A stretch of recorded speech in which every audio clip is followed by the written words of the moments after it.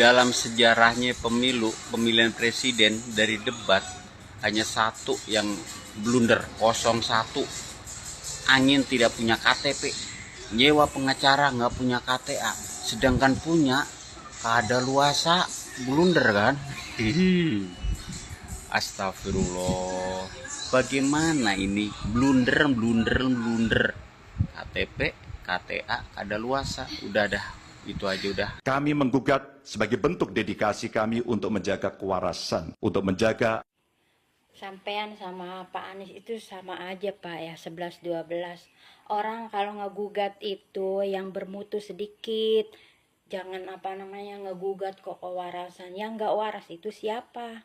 Anda sama Pak Anies yang nggak waras dan pengikut-pengikut Anda.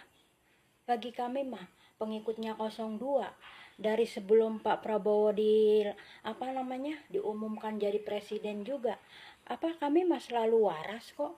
Kan bilangnya juga salam waras, bukannya salam cerdas atau salam perubahan. Yang nggak waras itu sampean Pak, yang nggak mau nerima kekalahan, nggak mau legowo dengan ikhlas. Sampean sama Anies itu, kami mau warga 02 biasa-biasa aja tuh.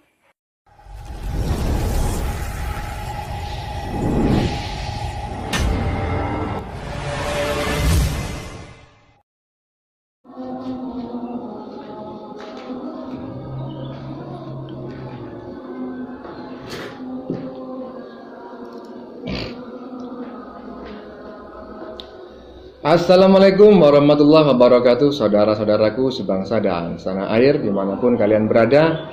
Semoga kalian selalu dalam kondisi sehat walafiat. Berjumpa lagi dengan saya di Sinergi Update. Kami bukanlah buzzer, kami hanya menyajikan keputusan ada di tangan Anda. Teman-teman, ini masih tentang lanjutan sidang MK permohonan gugatan sengketa hasil pemilu yang dilayangkan oleh tim paslon 01 dan 03 ya. Semakin banyak saja netizen yang mengomentarinya. Dan komentarnya selain aneh-aneh juga kadang lucu-lucu gitu ya.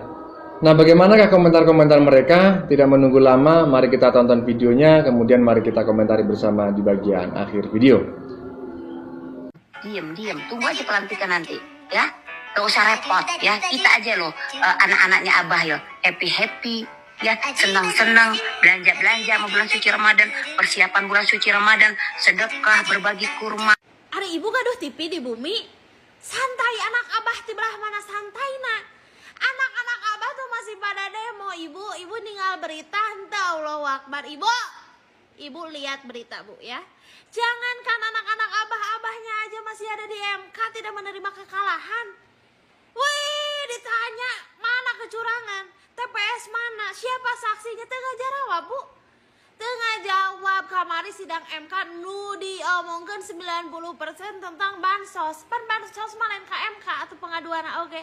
Di MK mah kecurangan tentang pemilu bu. Kita juga pengennya mah bu bagi sedekah di bulan puasa seperti yang ibu harapkan, sama harapan kami juga sama. Tapi pada kenyataannya yang rusuh itu anak-anak abah beserta abahnya.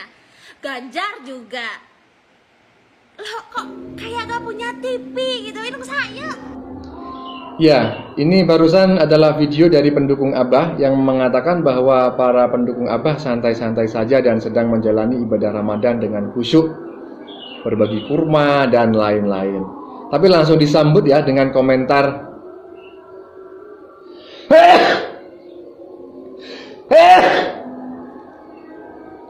netizen barusan, katanya santai apanya? Wong setiap hari masih demo, gugatan ke MK juga masih jalan terus kok. Lanjut.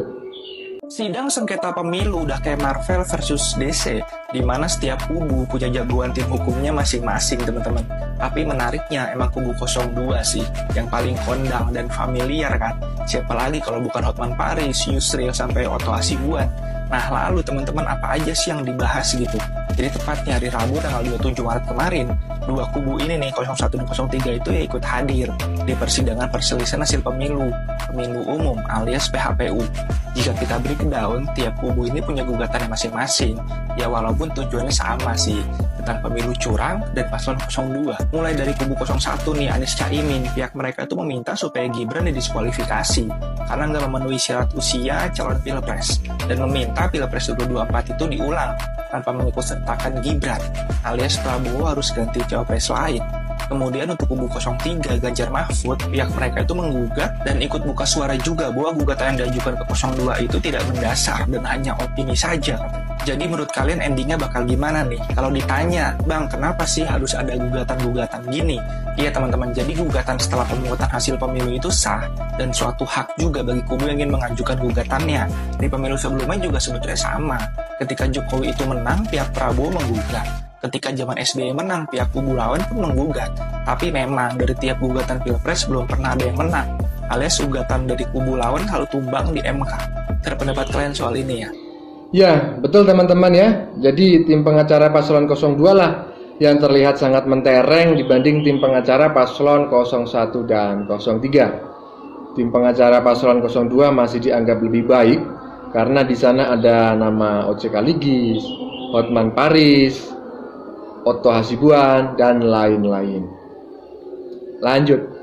Terdapat pula praktek yang meresahkan, di mana aparat daerah mengalami tekanan, bahkan diberikan imbalan untuk mempengaruhi arah pilihan politik, serta penyalahgunaan bantuan-bantuan dari negara, bantuan sosial yang sejatinya diperuntukkan untuk kesejahteraan rakyat, malah dijadikan sebagai alat transaksional untuk memenangkan salah satu. Bapak, oh ternyata belum selesai ya Pak. Oh oke deh kalau kayak gitu ya. Izinkan saya sebagai rakyat untuk menanggapi video Bapak nih ya Pak ya. Dari video tadi saya lihat nih Bapak lebih ke curhat kayaknya ya Pak. Sumpah, Bapak tuh kayak curhat gitu. Tidak membeberkan bukti kecurangan dari 58% suara. Padahal MK itu hanya memutuskan angka-angka yang tidak benar dari hasil pemilu Bapak. Bukannya curhat soal nepotisme, bansos, dan lain-lain. Mohon maaf ya Bapak, itu mah kewenangan Bawaslu, bukan wewenang MK.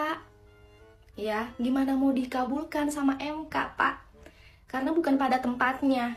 Oh iya, sama satu lagi nih ya Pak, harus total dong Pak dalam hal apapun ya. Ditanya siapa saja nama saksinya. Berdalih takut saksi itu terintimidasi karena namanya nanti akan bocor ke publik.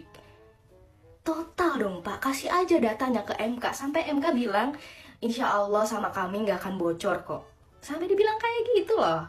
Kasih aja coba Pak, total siapa? Dan kalau kita tarik mundur ke tahun 2014, yang dimana selisihnya itu cuma kurang lebih 6% atau 8 juta suara. Padahal sudah melontarkan bukti, tapi tetap aja itu belum cukup untuk menggugurkan suara yang unggul. Nah ini 01 sama 03, yang dimana selisihnya sama 02 itu seminim-minimnya 35% atau 50 juta suara. Mustahil Bapak, apalagi minta 2 putaran. Kalau kata saya mah udah Pak, legowo aja. Ya udah Pak, udah. Terima aja kekalahan. Dan satu lagi nih Pak, jangan lukai hati rakyat yang memang ingin Pak Prabowo menjadi presiden atau pemimpin negara ini. Thank you. Ya, betul ya teman-teman.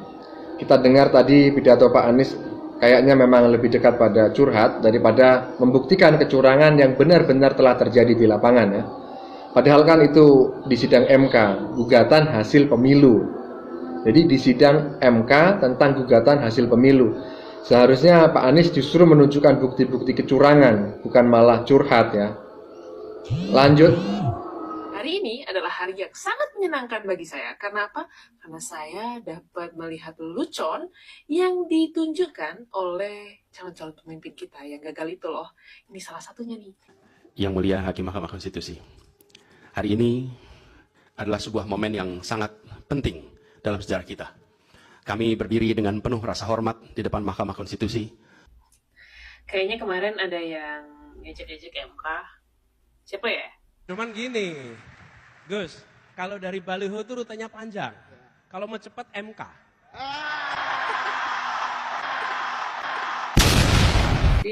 Kemarin ngewalek sampai ketawanya kayak gitu. Sekarang ngomong dengan penuh rasa hormat. Dari mana rasa hormatnya? Apakah Pilpres 2024 kemarin telah dijalankan secara bebas, jujur, dan adil? Izinkan kami menyampaikan jawabnya, tidak. Nah, yang itu saya setuju Pak. Soal kemarin itu, sampai ada yang ngeluarin fatwa, kalau nggak pilih pasangan itu, maka dipertanyakan keagamaannya. Bahaya. Kita menyaksikan dengan keprihatinan mendalam serangkaian penyimpangan yang telah mencoreng integritas proses demokrasi kita. Mulai dari awalnya, independensi yang seharusnya menjadi pilar utama dalam penyelenggaraan pemilu telah tergerus akibat intervensi kekuasaan yang tidak seharusnya terjadi. Kenapa Pak? Baru juga ngomong sedikit, udah kering ya tenggorokannya. Mau minum dulu? Terdapat pula praktek yang meresahkan, di mana aparat daerah mengalami tekanan. Pak Anies, tarik nafas, keluarkan. Pelan-pelan Pak ngomongnya. Kasihan nafasnya sampai kesengal-sengal gitu. Nanti kalau lepas di sana gimana? Bahkan diberikan imbalan untuk mempengaruhi arah pilihan politik, serta penyalahgunaan bantuan-bantuan dari negara, bantuan sosial yang sejatinya diperuntukkan untuk kesehatan rakyat, malah dijadikan sebagai alat transaksional untuk memenangkan salah satu calon. Pak, mau nanya, kalau video yang ini gimana nih? Tuh, berasnya, liatin stikernya. Yuk, beras amin sama orang gratis loh, gratis. Beras. Ayo, stikernya siapa tuh yang ketempel di atas beras? Tuding-tuding curang taunya. Muka siapa tuh kepampang di atas beras? Allahumma cukupono lo berono. Amin, amin. Ngomong apa ini? Saya disuruh ngomong apa ini? Ayo, kemarin berani tuding-tuding curang. Sekarang ketahuan curang, angkat tangan dong. Loh, tapi terserah Bapak aja. Kan namanya demokrasi ya, bukan demokrasi. Jadi Bapak mau ngelakuin apapun bebas lah. Gugat aja lah terus ke MK dan tunjukkan aja bukti-buktinya. Dan saya yakin Pak, akan satu pepatah yang selama ini buat saya adalah suatu hal yang benar. Sepandai-pandainya tupai melompat, akhirnya dia akan jatuh juga. Ada satu lagi. Sepandai-pandainya orang menyimpan bangkai, maka baunya tetap akan terendus. Kayaknya itu sangat tepat deh. And anyway Pak, coba dengerin dulu apa katanya Bang Hotman. Dalam sejarah karir saya, inilah contoh surat permohonan dan atau sejenis gugatan yang paling mengambang pun. Paling mengambang. Yang digugat apa? Yang dibahas bansos. 90% isi dari permohonan itu adalah tentang bansos. Dan itu bisa dijawab dengan satu kalimat. Bansos itu adalah sah sesuai dengan peraturan. Dan MK tidak punya kewenangan menilai bansos. Jadi permohonan dari 01 ini sebenarnya cukup dijawab oleh satu paragraf. Satu paragraf aja. Karena yang lainnya hanya ngoceh-ngocehan. Ngoceh sana sini, ngoceh sana sini. Ya. Hanya satu. Bansos itu adalah sah sesuai dengan undang-undang. Karena kalau tidak sah, KPK udah turun. Udah ya Pak. Lain kali kalau ngomong, omongannya dipegang, dijadikan sebuah prinsip. Jangan berubah-ubah terus, jangan mencela-mencela terus. Dan kalau misalnya berbuat, gak usah tuding-tuding orang. Karena malu Pak, kalau misalnya kita ketahuan buat hal yang sama dengan orang yang kita tuding-tuding. Ya, teman-teman, memang pada pemilu 2024 ini banyak sekali yang menjadi hiburan ya. Dan melalui sidang gugatan hasil pemilu di MK ini, kita juga bisa melihat sesungguhnya sebesar mana kualitas para calon pemimpin kita yang sudah bertarung pada Pilpres kemarin itu. Terutama para calon yang kalah ya. Lanjut. Semakin hari semakin lucu dan gemes saya. Saking gemesnya itu kepengen ngeludah gitu kan. Yang satu minta dan menggugat pemilihan ulang si Prabowo tuh tanpa si Gibran. Terus yang satunya lagi minta si Prabowo tuh nggak usah ikut pemilihan. Lah, situ waras ya, masih waras kan? Masa ikut demokrasi nggak siap kalah gitu kan? Terus teriak sana sini katanya curang, disuruh tunjukin bukti nggak ada, ditanya apa jawab apa. Idih, ada juga orang macam kayak gitu ya. Ini nih orang kayak gini cocoknya jadi apa ya? Nanti kalian komen aja ya. Ya, lucu ya teman-teman ya. Masa permohonan gugatannya adalah mendiskualifikasi paslon 02. kemudian minta pemilu diulang, dan paslon 02 dilarang ikut. Lah, itu kan menurut netizen barusan kayak kurang waras gitu ya, permintaan yang seperti itu. Kok paslon 02 dilarang ikut begitu? Lanjut. Apa yang kita saksikan ini bukanlah peristiwa biasa. Ini adalah titik klimaks dari sebuah proses yang panjang. Penggerogotan atas demokrasi, di mana praktek-praktek intervensi dan ketaatan pada tata kelola pemerintahan secara pelan-pelan tergerus. Untuk tidak membiarkan demokrasi ini terkikis oleh kepentingan kekuasaan yang sempit. Tidak membiarkan cita-cita reformasi yang telah lama diperjuangkan menjadi sia-sia. Pak Anies, nggak usah bawa-bawa yang namanya demokrasi, konstitusi, segala macam yang lain-lain lah. Pak Anies itu sudah kalah, kalau kalah ya sudah kalah saja. Pak Anies, nggak ada sesuatu yang urgent Pak Anies itu untuk menggugat kemenangan Prabowo Gibran di MK. Nggak ada. Karena apa? Karena Pak Anies dan timnya tidak membawa bukti yang bagus, yang baik, yang relevan. Seperti yang dituduhkan. Ada kecurangan inilah, itulah, pengerahan aparat lah, penggunaan jabatan lah, bansos segala macam. Nggak ada. Mana buktinya? Inti dari semua inti itu ada di hati Pak Anies. Kalau Pak Anies memiliki jiwa kesatria, jiwa kenegarawanan, terus jiwa kelegowoan, Pak Anies pasti terima, tidak akan gugat-gugat. Jika Pak Anies mementingkan kepentingan bangsa dan negara, kepentingan rakyat, Pak Anies tidak akan buat narasi-narasi yang tidak baik ini. Apa narasinya itu?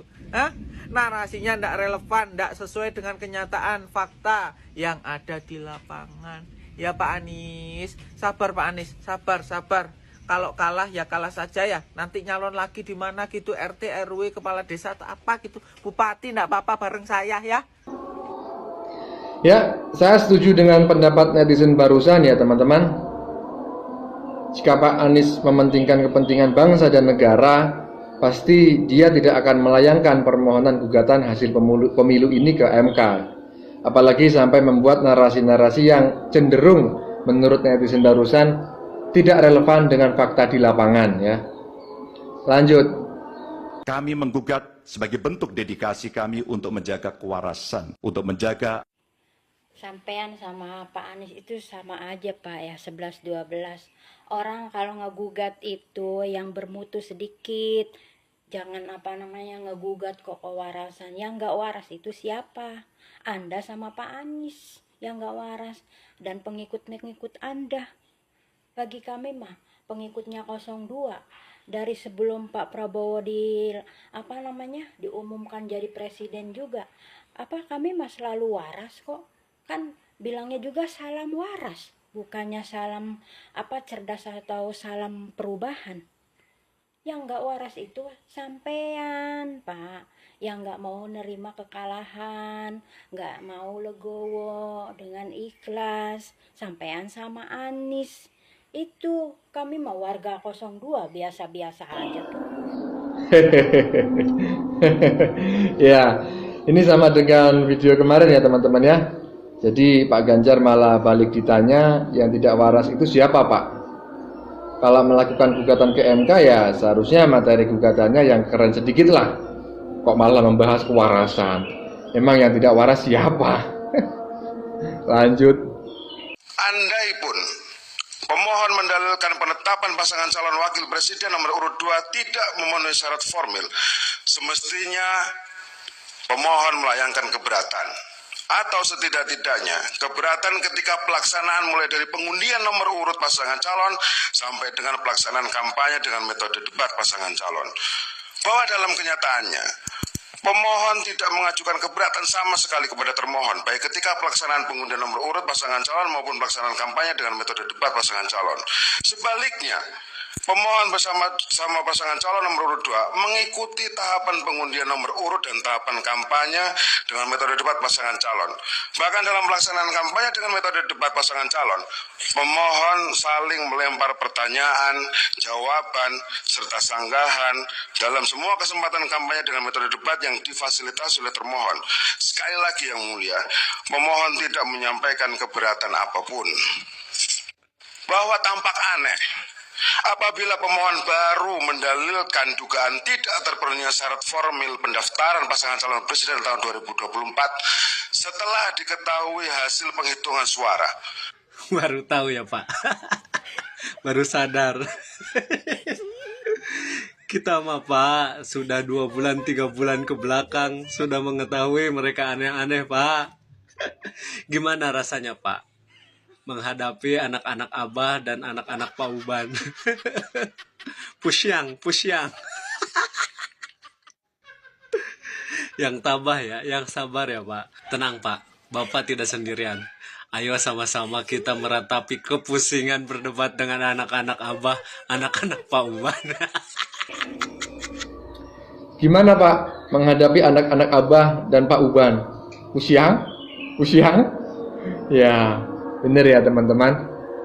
Seperti yang disampaikan dalam sidang MK tadi, kalau memang Gibran tidak dianggap tidak layak ikut pemilu begitu, seharusnya sejak mendaftar dulu sudah dipersoalkan begitu. Tapi nyatanya kan tidak, dibiarkan saja, bahkan sampai debat beberapa kali juga dibiarkan saja. Tapi kenapa baru sekarang itu dipersoalkan? Lanjut. Halo, selamat pagi Indonesia yang luar biasa. Hari ini sidang MK yang kedua mendengar tanggapan atau jawaban dari termohon dari 02 yang dimulai nanti pukul 13 kalau tidak molor atau kalau tidak dipercepat. Ayo pendukung 01, pendukung 03, pendukung 02, kita tonton, kita saksikan sedalam apa tanggapannya, seringan apa tanggapannya, seberat apa tanggapannya, melihat isi permohonan dan isi tuntutan 01, 03 mirip yang hampir 100% tidak membahas tentang sengketa hasil pemilu, tetapi kebanyakan membahas tentang demokrasi, membahas tentang bansos. Nah, ini apakah memang tempatnya di MK atau apakah jawaban itu bisa diuraikan oleh termohon dalam jawabannya? Nanti kita saksikan. Semoga persidangan kali ini membuka hati pikiran kita, memberikan kita pelajaran yang sangat berharga dalam bernegara, dalam berpolitik, dalam berhukumlah saya bilangnya. Ini sangat dinantikan karena seperti yang saya sampaikan dahulu, ini adalah perang mega bintang. Perang mega bintang. Semoga sesuai dengan ekspektasi. Oke. Dalam sejarahnya pemilihan presiden dari debat hanya satu yang blunder, 01. Angin tidak punya KTP, nyewa pengacara nggak punya KTA, sedangkan punya kadaluarsa, blunder kan? Astagfirullah, bagaimana ini blunder KTP, KTA, kadaluarsa, udah dah, itu aja udah. Ya, ini unik ya teman-teman ya. Angin tidak punya KTP ya, itu adalah kata-kata Pak Anies sejak dulu yang sangat fenomenal. Jadi dia nggak bisa nyoblos ya, angin nggak bisa nyoblos karena nggak punya KTP. Lah ini ada lagi, nyewa pengacara, nggak punya KTA, kartu tanda anggota. Punya KTA tapi sudah kedaluarsa. Ini gimana ya konsepnya ya? Pengacara yang tidak punya KTA kok disuruh sidang di MK. Berani betul ya. Lanjut. Saya lihat sidang kemarin di MK itu ya, saya rasa tidak ada lowongan atau tidak ada kemungkinan sama sekali 01 dan 03 untuk menang, apalagi untuk jadi presiden. Ya, sebab kenapa? Semua saksi-saksi itu cuma dongeng Cinderella, dongeng Pinocchio, cuma omon-omon, gugatan cengeng yang tidak berbaloi. Jadi serentak rakyat 85% mendukung Prabowo untuk jadi presiden di Indonesia dan mutlak. Buat pendukung snack video, TikTok video, semua mutlak ya, resmi nanti Bapak Prabowo dan Gibran akan menjadi, dan tidak ada harapan lagi buat 01 dan 03 untuk jadi presiden. Semua itu hanyalah dongeng belaka, dongeng Pinocchio. Ya, paham? 01 dan 03 jangan cengeng, jangan nangis, jangan mewek, dan jangan berulah lagi. Stop. Kalau kalian berulah silakan sampai kiamat tidak akan pernah terjadi 01 dan 03 untuk jadi presiden. Selamat menikmati tangisan ringkikan kuda dan selamat mendengarkan dongeng dari Pinocchio. Ya, saya sependapat dengan netizen barusan ya teman-teman, bahwa kelihatannya permohonan gugatan di MK yang saat ini sedang berlangsung tidak akan memberikan peluang sedikit pun kepada paslon 01 dan paslon 03 untuk menang. Karena semua saksi yang dihadirkan terlihat itu terkesan hanya mendongeng semata. Lanjut.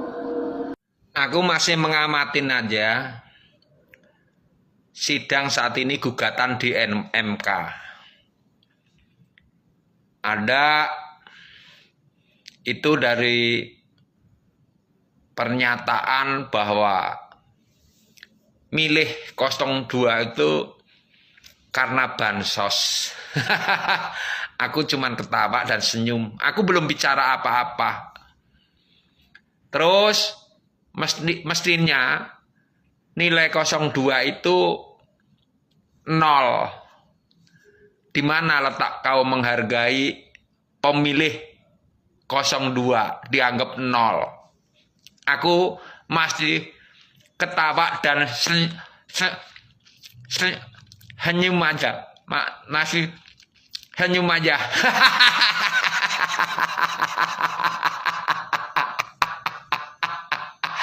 Oke. Ya, memang yang banyak dibahas pada sidang MK beberapa hari lalu adalah tentang bansos. Padahal sejatinya pihak yang memberikan bansos kepada masyarakat bukan hanya paslon 02, tapi juga paslon 01 dan paslon 03 ya. Tetapi yang disoroti hanya bansos dari paslon 02 saja gitu. Kenapa paslon 01 dan 02 bansosnya tidak dipersoalkan? Ya teman-teman, demikian videonya sudah kita saksikan bersama. Bagaimana menurut kalian? Keputusan ada di tangan Anda. Silakan tulis di kolom komentar ya, baik Anda yang setuju maupun yang tidak setuju dengan isi konten ini. Sebelumnya saya memohon maaf jika dalam penyajian konten ini ada kata-kata yang menyinggung, kurang tepat penggunaannya, atau ada data yang dianggap keliru atau salah. Saya memohon maaf yang sebesar-besarnya. Jangan lupa like, share, dan subscribe bagi yang belum subscribe. Kita jumpa lagi di lain video. Salam NKRI.